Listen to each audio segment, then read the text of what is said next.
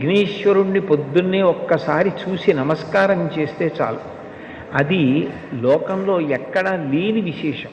ఒక్కసారి ఆయన ముఖం వంక చూసి నమస్కారం చేసి 16 నామములు ఉన్న శ్లోకం చెప్పి బయటికి వెడితే చాలు, విజయం సిద్ధిస్తుంది అని. రెండవది ఆయన యొక్క అపారమైన కరుణ. ఇంకా అంతా ఇంత కరుణ కాదు విఘ్నేశ్వరుడిది. ఆయన క్షమించినంత తొందరగా ఎవ్వరూ క్షమించరు. మీరు చూడండి, అందరికన్నా ఎక్కువగా మరిచిపోయే లక్షణం ఎవరికి ఉంటుంది అంటే పిల్లల యందు ఉంటుంది. మీరు పిల్లలు అనేటప్పటికీ ఒక విషయం జ్ఞాపకానికి తెచ్చుకోవచ్చు.